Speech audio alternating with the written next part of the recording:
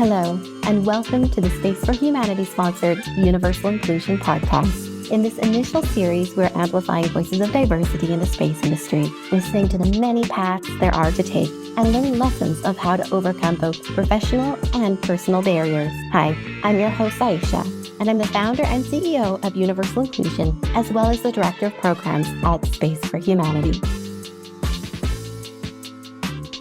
This week, we sit down with AJ Link. We talk about all kinds of ethical and legal issues related to spaceflight, and we even question if we should be going up at all.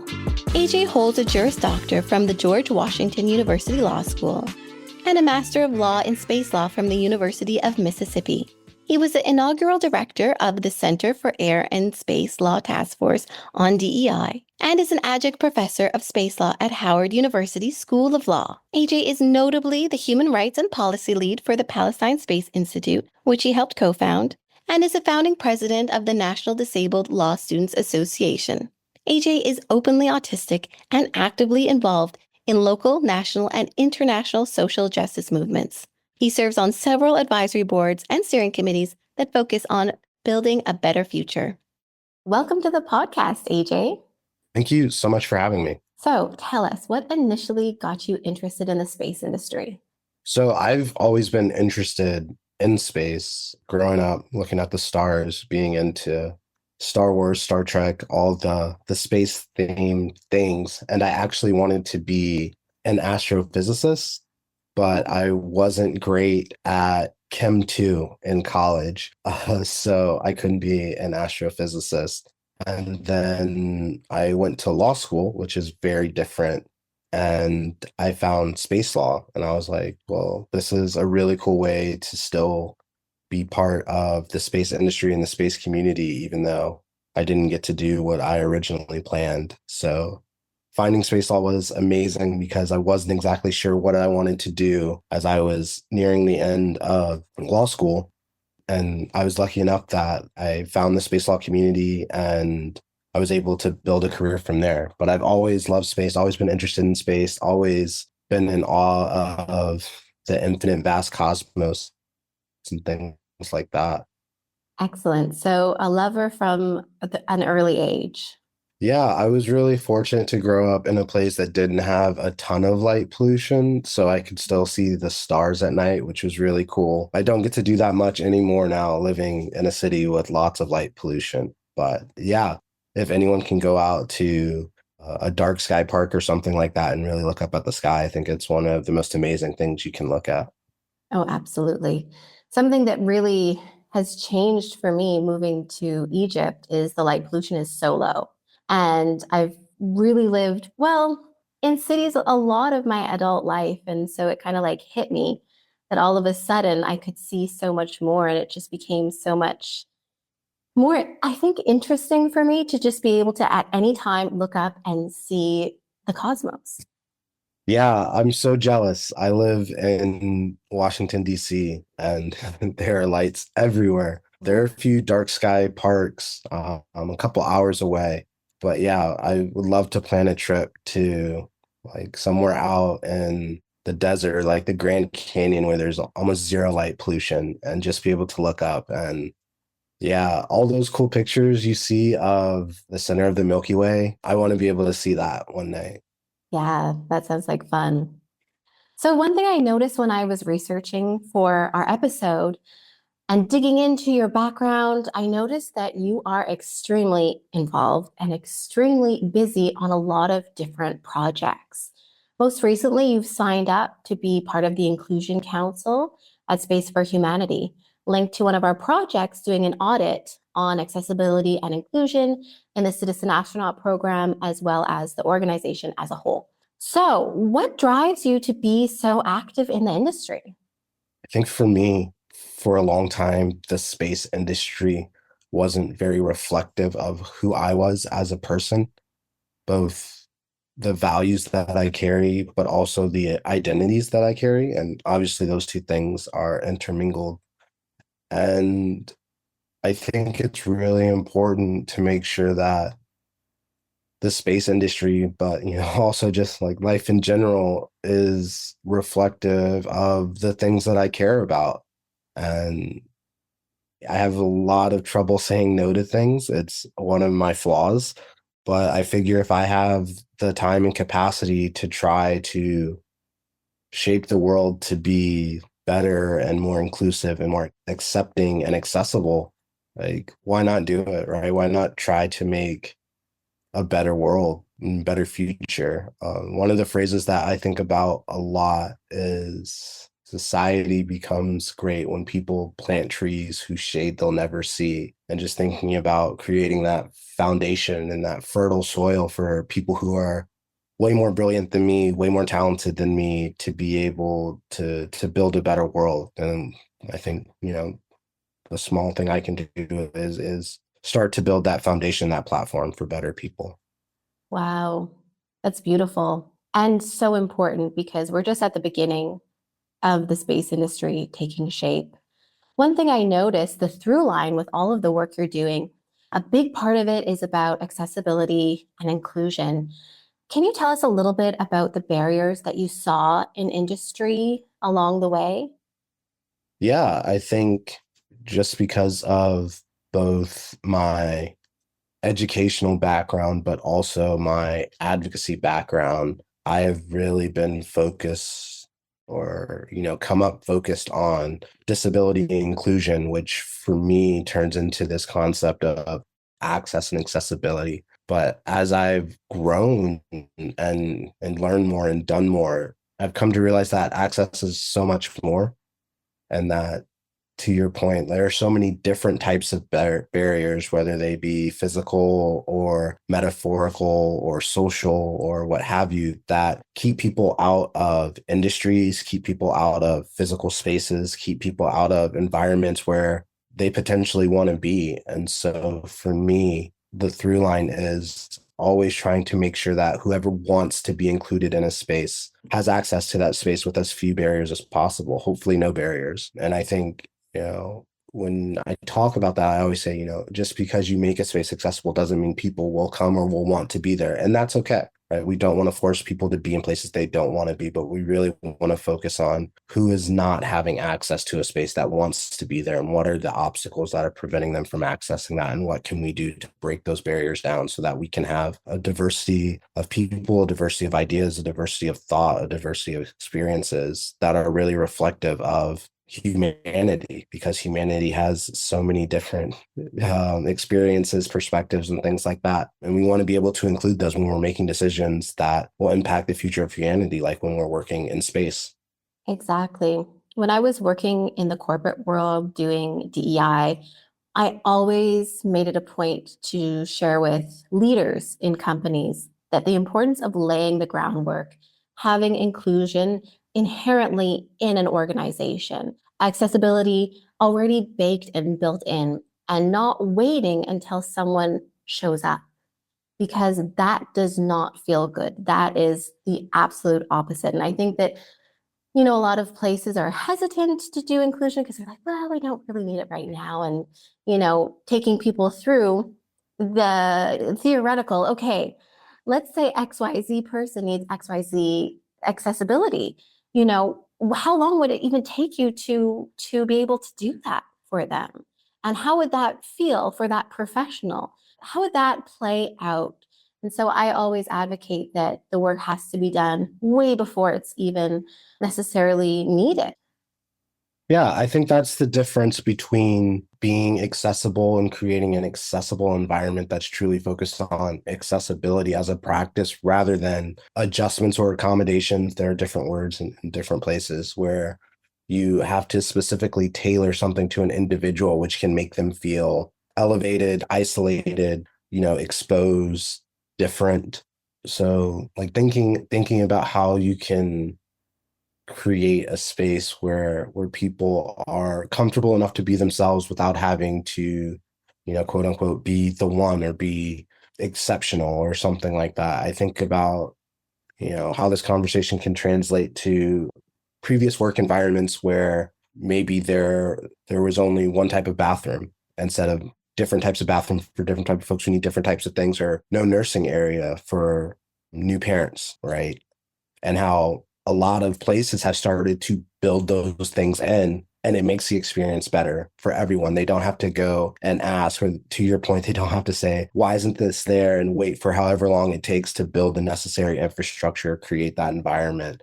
It's just there for them to use and to feel like they belong in the space. And I think, belonging is one of the buzzwords that's kind of around the industry and spaces like that. But you truly want people to feel like they belong and they're accepted and they can bring their whole selves into the space. And I think that's something that, I want to try to work on as best I can in wherever place I am. Exactly. So let's dig into space law a little bit. I'm really curious to learn more surrounding it. Okay, let's do a hypothetical. Let's say a space company does something unethical off planet, let's say related to mining. How would they be held accountable? The realistic answer is they probably wouldn't be held accountable. Space law is based in international law. And as anyone who is familiar with international law knows, sometimes enforcement doesn't do a good job of enforcing the law. And sometimes people do things they aren't supposed to do. Sometimes people violate the law and they aren't held accountable. Ideally, if a space company was in violation of space law, whatever country they launched from or were registered to would take responsibility for those actions and address it, whether that is through the international courts, whether that is through political, I don't want to say retribution, but restoration, political restoration, or financial restoration, or something like that. Ideally, it is the launching state or the registered state that's taking responsibility for the actions of private states companies. But if that state doesn't want to or doesn't want to enforce international law, there isn't a lot of recourse right now. And I think that's not just a problem in space law, but like I said, in international law in general, where you see people are able to violate the law and not necessarily be held accountable. hmm I think as we venture off into space and things really bulk up, it's so important to take lessons from Earth. And a major theme, has been historically companies burying or getting rid of maybe evidence surrounding incidents. It seems to me like it would be so easy if there wasn't a body to be monitoring, a third party in space monitoring companies. Is there talk of creating something like that, or is it in its infancy? No, so there's currently the United Nations, and there's the Office of Outer Space Affairs at the United Nations, and there's the United Nations Committee on Peaceful Uses of Outer Space, which is kind of the international body where states and other key stakeholders come together and discuss key issues and things like that. But that is not necessarily a watchdog type of organization. That's not necessarily an organization that has the teeth to enforce any rules or laws. There's no true enforcement mechanism.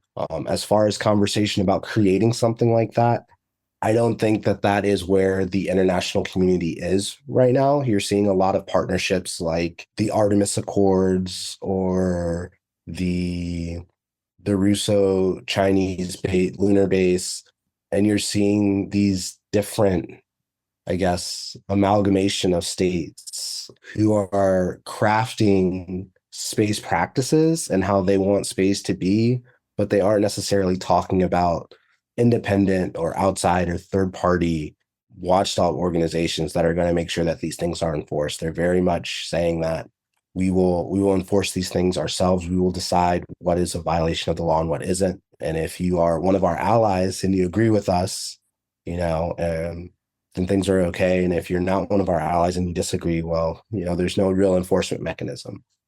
So it seems to me that the work is needed in two camps, in coming up with universal law that everyone agrees on, a way to enforce it, and then possibly, a third party monitoring.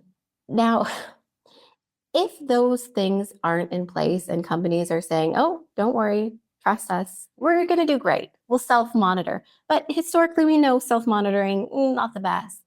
But if we don't have that, and if even we don't have everyone at the table, even just to decide on the laws, to decide on what we're going to be doing off planet. Where are the limits? Where are, what is no go? What is considered ethical, unethical? Without a clear consensus globally, you know, should we even be venturing off planet? I think that that's a really interesting and poignant question, and a question that more people should be asking. For me, in my experience in the space industry, in the space community, it's taken as a given that humanity should explore space, should go to the moon, should go to Mars, should find asteroids to mine. It's all taken as, yes, we should do it. Yes, it's within our right. But very rarely are you hearing folks ask, well, should we actually be going?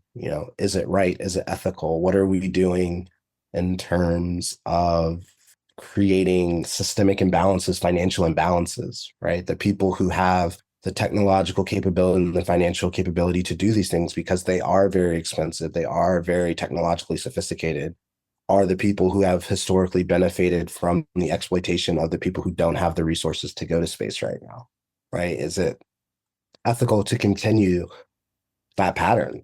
I don't think it is. And I think it's really important that we ask ourselves, should we even go at all? Exactly. I think humans, we have this itch to explore and to push ourselves to our limits. But again, looking at when we've done this in the past, there's ripple effects and ramifications for a lot of folks outside of those holding the power. And so I really firmly believe that, space is universally the commons belonging to everyone. And as, earthlings, we can decide together. I know it's hard for us to decide on a lot of things, but I would rather us be deciding together, be thinking about different hypotheticals and what that means and what would the consequences would be, rather than catching up after the fact, maybe years later. I think the incentives for why we go to space are mostly financial. A lot of people may couch it in the exploration you talked about, this urge and drive to go explore and find new things. But the huge motivator right now is financial, and people can say that that motivation is good in terms of driving new technology and innovations and seeing people create all these wonderful new things. But I think financial incentive comes at a cost. I think that we've seen historically that when money, commerce, finances is the main driver and motivator, especially when it comes to exploration, that often leads to exploitation of people, exploitation of the land and natural resources. And I don't think that the economic incentives and motivators for going to space will lead to ethical outcomes, at least as they're currently constituted. Mm-hmm. I think about resource sharing, technology sharing, and benefit sharing. And historically and currently, we see that those things aren't always distributed equitably or even equally. So there's real concern there.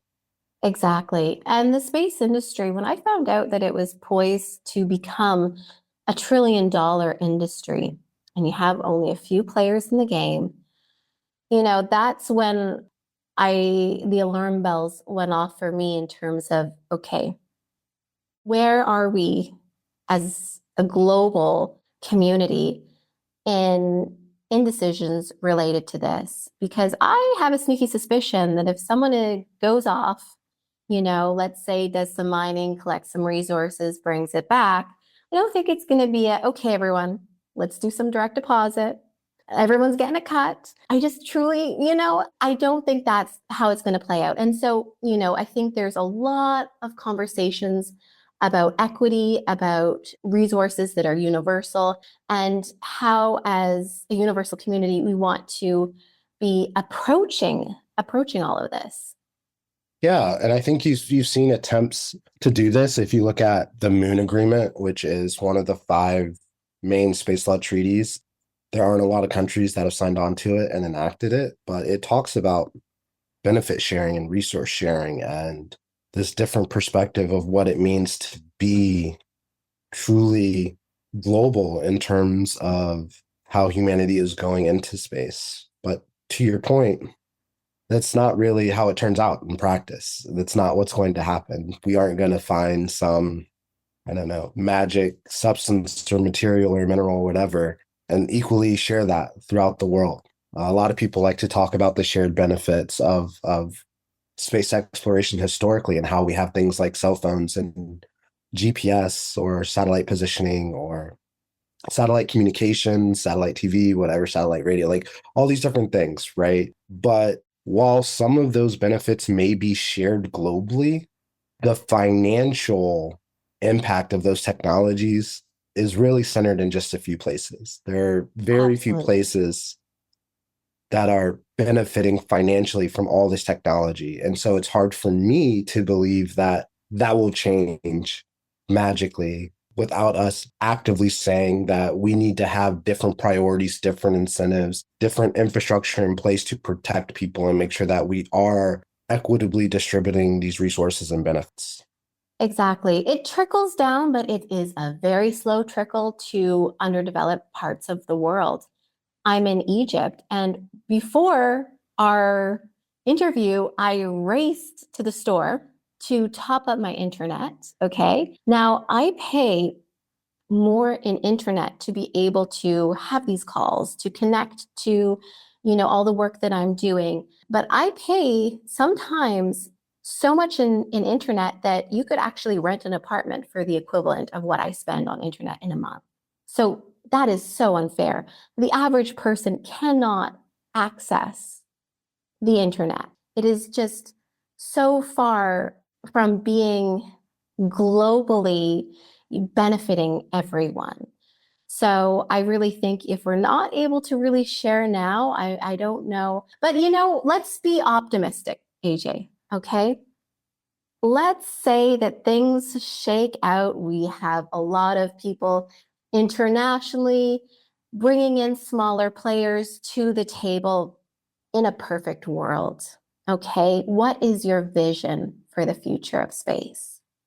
This is a hard question because I think I'm at the point now where I feel it's irresponsible for me and my generation to make decisions about where we should go in space only because we have failed and we continue to fail. I think if you look at the world right now and the direction a lot of places are deciding to go in terms of how they're treating people in their countries and their territories, immigrants to their countries and their territories, it's not great. The trend is not great. I don't think that humanity as a whole is currently equipped to make these decisions. There's this idea of intergenerational equity, and it's different things in different cultures. But the idea is you make a decision with 3 or 4 generations down the line in mind.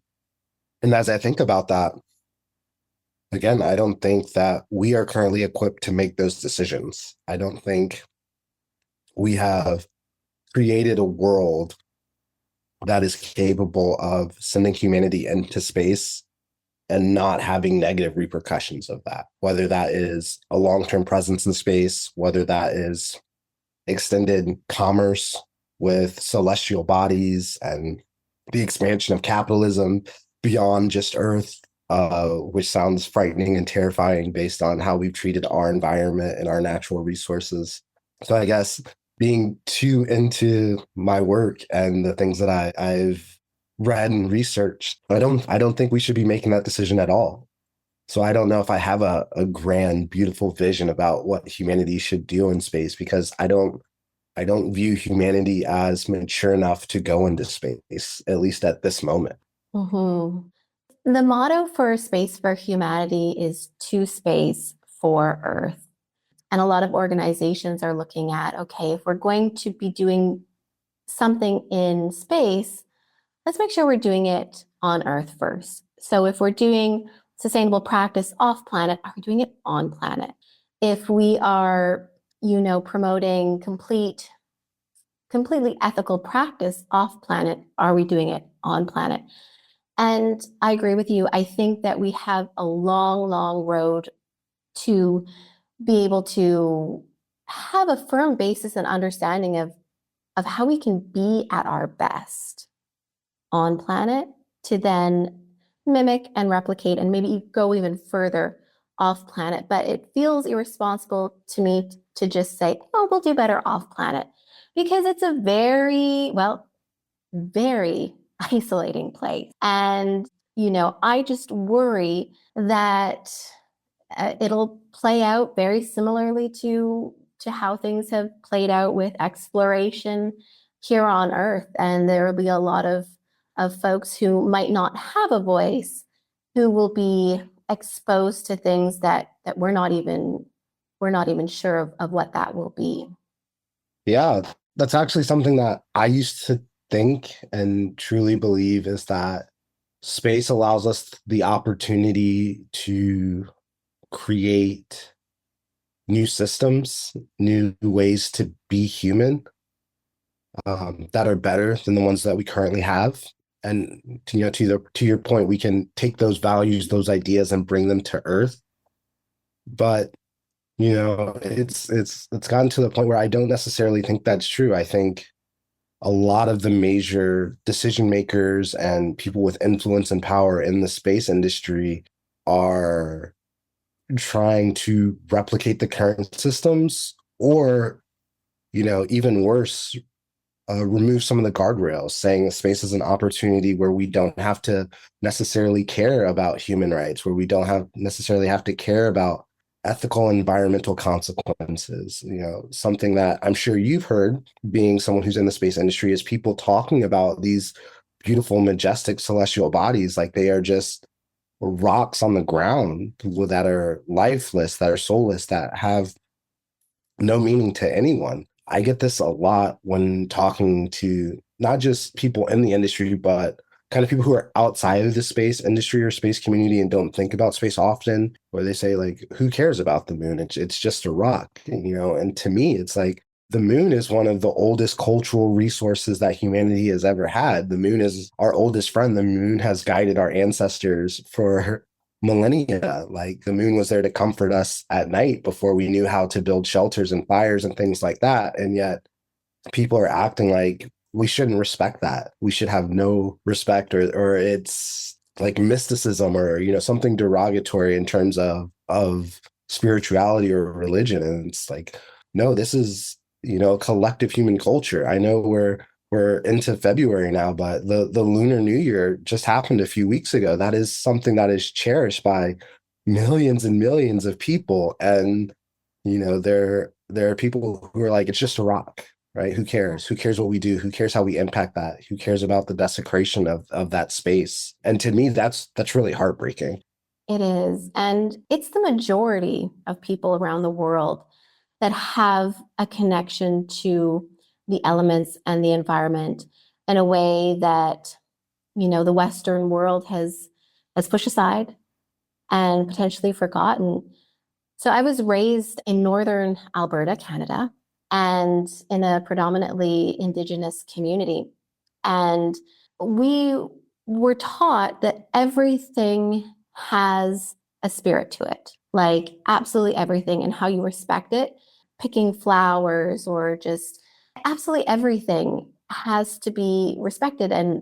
And so growing up in that environment, I think, it wasn't a question. It wasn't an option. It was, of course. Yeah, of course. That makes sense. I need to respect just as much as I respect the kid in my class and I'll punch them in the face. I'm not going to go out and chop down a tree or kill an animal without use and purpose and most importantly, respect and ceremony surrounding that. And so when I think about going off planet and how quickly we're looking at it, I take a pause because if a lot of different cultures from around the world, there's energy and sacredness in, let's say, the food that nourishes you, we start to grow that off planet in a very sterile environment. What does that mean? What does that look like? Is that ethical? Like, I mean, I'm thinking about these things that having perspectives and viewpoints that are quite different from others.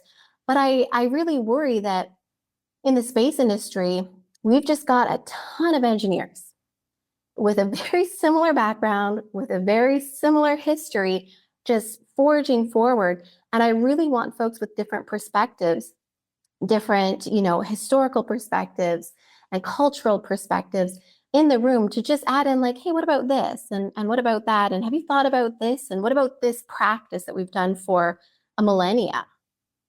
Yeah, I can't speak for the rest of the world, but here in the US, there's been for a couple of decades now this extreme STEM focus, science, technology, engineering, mathematics, which like I don't know, mathematics and engineering's like engineering's type of mathematics, whatever. But like you can't STEM your way to a soul. I know here in the US, the humanities, the liberal arts, all those kinds of really human things have been disparaged and disrespected and really looked down upon. And I think that's been a detriment to us as a society and as a culture. And I think that's reflected, to your point, in the way that we do space Oh, and who yeah. is in the space industry. And it's frustrating as someone who comes to the space community from a humanities background or an arts background, whichever you want to call the law, whatever that is. I think it's so important for us to have more people who aren't just saying, is it technologically feasible? And if it is technologically feasible, how do we do it? How do we solve for it? But, is it right? Um, it's a famous line from Jurassic Park. You thought about, whether or not you could, but not whether or not you should or whatever the line is. And I just think we don't have that caution and that respect for the implications of decisions.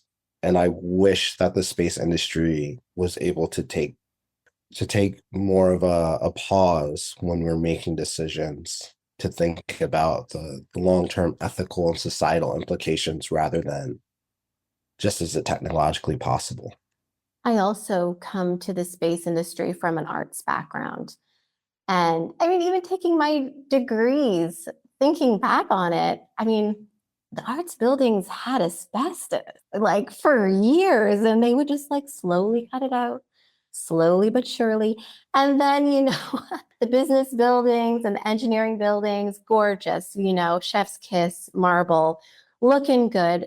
And so, the funding and even going into the arts, there's this ho hum of, ooh, is that gonna sustain? And we've got a lot of bias towards the arts, but we need a balance in thinking. And along the way, I came to see that there's so much importance in diversity in STEAM and STEM, absolutely, but also in the disciplines and who is invited to the table, but also able to speak and have respect at the table.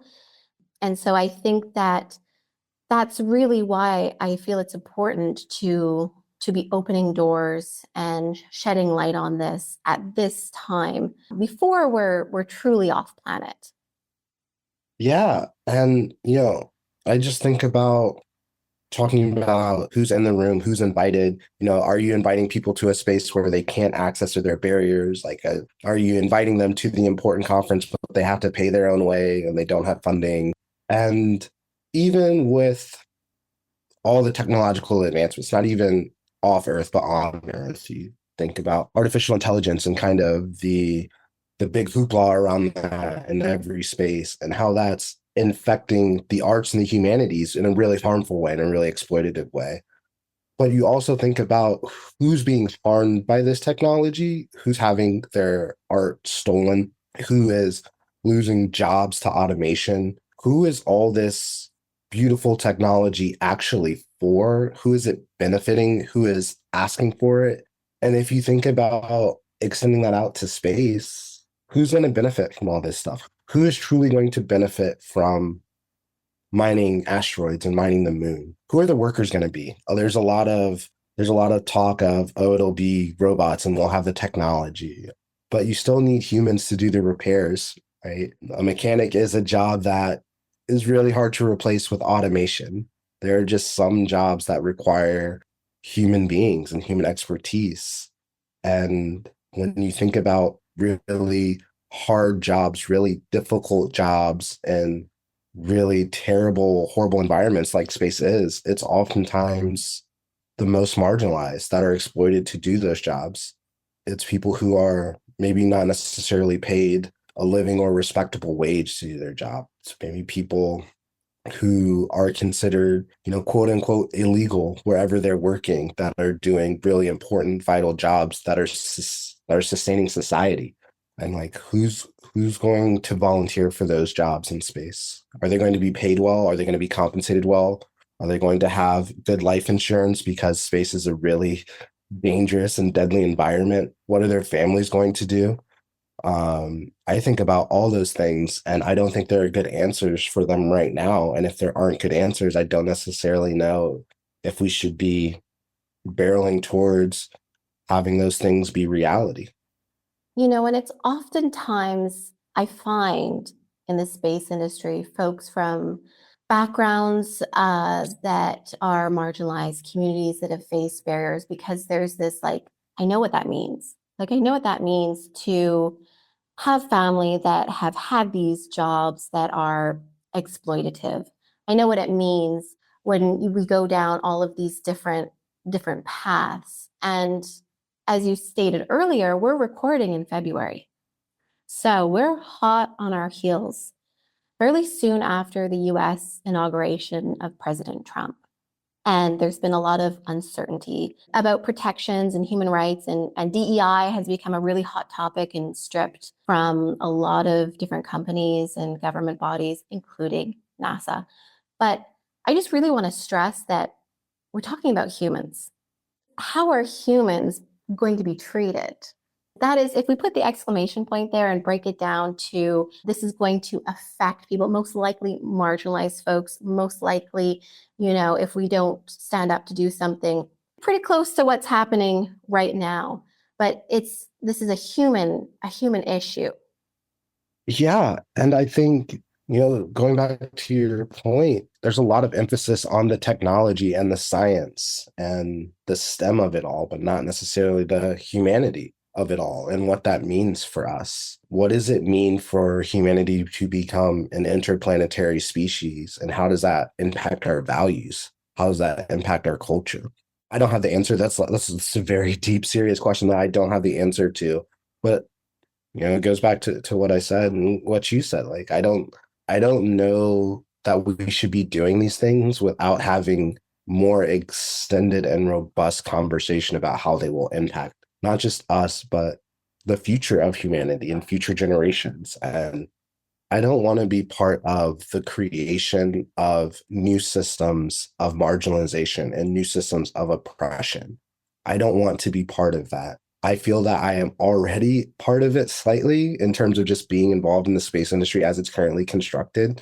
But, I guess going full circle, part of why I do so much is because I don't want to be part of that. I don't want the space industry to be what it is and continue to be what it has been over the past couple of decades. I think that's really dangerous and harmful, not just for me on a personal level, but for humanity. I know that sounds big and grandiose, but we are quite literally shaping how humanity is going to interact with the cosmos today.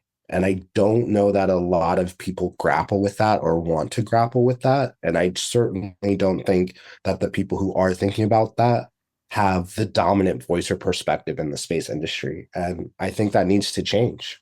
Mhm. I think challenging leadership to bring in folks who are going to be depressing you with the reality. So, my first degree is in international development studies, and all we would do would be talk about the world and different countries and the history, the politics, the economics, and huge crises and famine and disease. And I remember one time a professor stopped and she said, looking around this room, I can tell everyone is completely depressed. And one kid said, like, yeah, this is the state of the world is horrible. And how are we going to help? And what are we going to do? And she said, you know what? That'll take a long time and years. But I know I've done my job if the look on all of your faces is this depressed and sad, because that is the reality. And now you understand the reality. And after you're done this degree and after years of work, you will start then to be able to slowly support, unravel, and help change the world. I bring that up because, for those listening, this is a depressing topic, and that's okay. Let's not shy away from it. But we need to go there to understand it much more deeply than just this episode. I mean, it takes a long time to really get to the bottom of all of the ethics surrounding, space exploration. But I'm really glad that we started to chat about it. Now, AJ, if someone is wanting to get into space law, what advice do you have for them? I think just jump in. If you actually want to practice law, at least in the US, you have to go to law school. Other places you can get your LLB or your BA in law and practice. But I think space law is a growing field. There are so many niche areas and areas that are growing that will need space lawyers. So even if you're currently doing a special area of law, it's almost certain that that area of law will have space interactions or intersections or components in the not too distant future. And yeah, if you want a degree in space law, there are a few programs that you can get a space law degree if you want one. I have a space law degree. I don't think it's especially helpful, except to say I have a space law degree. But yeah, but I think, to your point, it's not just space law, right? It's space ethics. It's caring about it. You don't have to be a professional. You don't have to have certificates, degrees, or, whatever other kind of symbolic marker of accomplishment. You can just be involved. You can care about space. You can care about the ethics of space without being a space professional. I actually think we need more of that, quite honestly. And I know we're nearing time, and you said it was a depressing topic. I think I want to make the distinction that the way that humanity is currently interacting with space is not how humanity has always interacted with space. And while the current iteration of our relationship to space may not be what we want it to be and what we hope for, it's important to realize that our history and our connection to space is long and beautiful. And that space itself, the idea of the cosmos, the idea of nature extending beyond what humanity currently understands into all the things that we don't know, the beauty of space. I know we've talked bad about STEM, but the beauty of space science and being able to understand the cosmos, that is so wonderful and so exciting and exhilarating, and what drew me to outer space. And I don't want that to be lost and overshadowed just because of a couple of decades, of a couple of bad actors, of a couple of bad countries or powerful countries, or however you want to qualify them, have kind of warped humanity's long-running relationship with space. I think space is so beautiful, and to me, it represents all the infinite possibilities of what humanity could be. Sometimes that is very bad and very dark and very depressing, but that also represents the best of humanity, the beauty and the wonder and the art and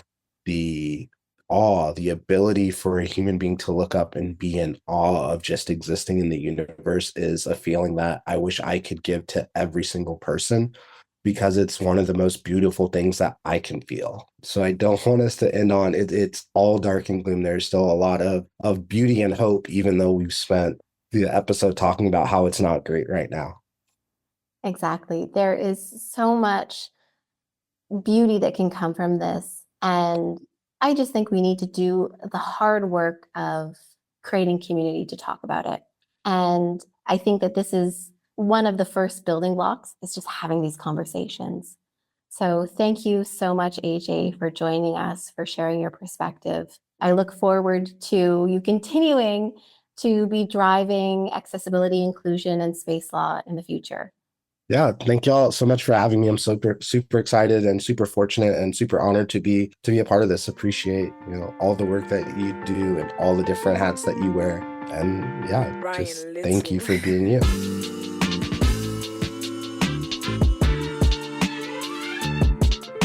Thank you for listening to the Universal Inclusion Podcast. If you're interested in learning more about how to get involved in the space industry, follow us on Instagram and TikTok at universal_inclusion. Our passion is amplifying voices in STEAM, STEM, and the space industry. If you'd like to be a guest, shoot us a DM. And until next time, ad astra.